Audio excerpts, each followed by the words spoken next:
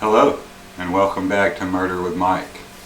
Today's case, the tragic tale of Billie Jean Phillips, a dive into the dark underbelly of Huntsville, Arkansas.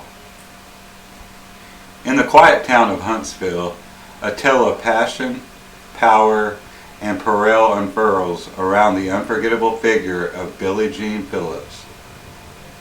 At 35, with reddish-brown hair down to her shoulders, she was a woman of beauty and cunning, her life a tapestry of love and loss, intertwined with the seedy underbelly of the Madison County drug trade.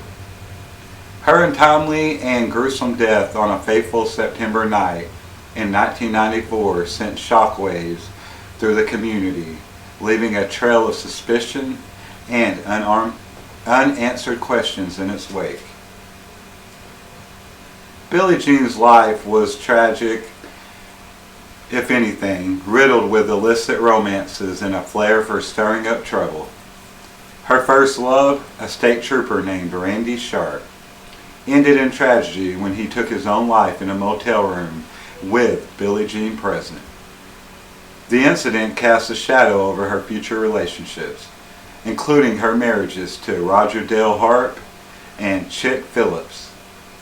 Her flamboyant lifestyle and unabashed pursuit of love led her to the arms of Howard Rusty Kane Jr., the local prosecuting attorney, and his son, Trey.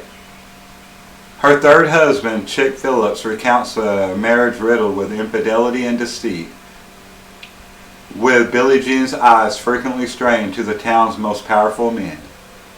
Despite their separation, Chick remained loyal to the end, his love for her unyielding even amidst the chaos. The evening of her murder, Billie Jean has spent her night as usual, surrounded by the whispers of love and the scent of scandal. Her home, a testament of her taste for the finer things, was a place of refuge for those seeking a temporary escape from the mundane. Yet, it was here that her life would end in a brutal tragedy, her body beaten and strangled in the very bedroom that had witnessed so much passion. The investigation into Billie Jean's murder was as tangled as her web of relationships.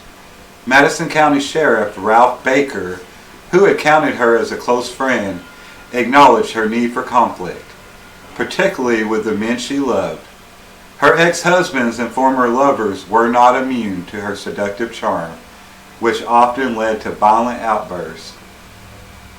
The morning her body was discovered, a disturbing scene was revealed. The kitchen, typically a bastion of Billie Jean's meticulousness, bore witness to a hasty departure. Candy wrappers and a birthday card lay out in the open, hinting at a rendezvous gone wrong.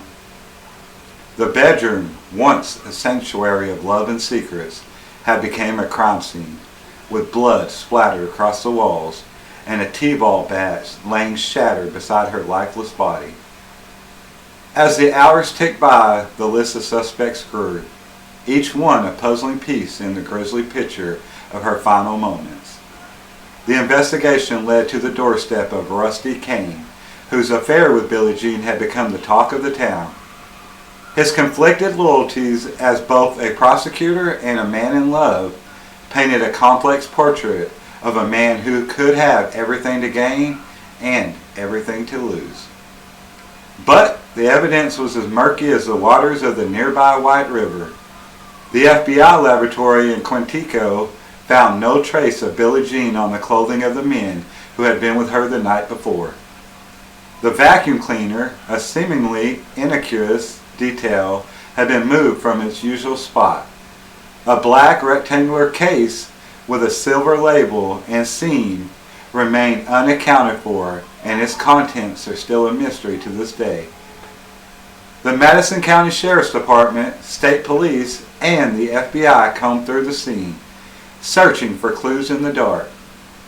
Yet the killer remained elusive, but a spectator in the shadows of a town that had grown weary of Billie Jean's schemes. Despite the suspicions that swirled around him, Kane was never officially charged with the crime. The case grew cold, the whispers of suspicion fading into the annals of small-town gossip. Yet the questions remain. Who killed Billie Jean Phillips? Was it a spurned lover seeking vengeance for her flirtatious ways? Or was it someone with more to lose? Someone who had the means and the motives to silence her for good. This article was inspired by reporting from AY Magazine. Consult Democrats. If you have any information regarding this case, please contact the Madison County Sheriff's Department. As always, guys, this has been Murder with Mike.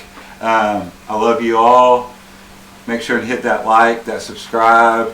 Help us by sharing. And other than that, peace and love to everyone.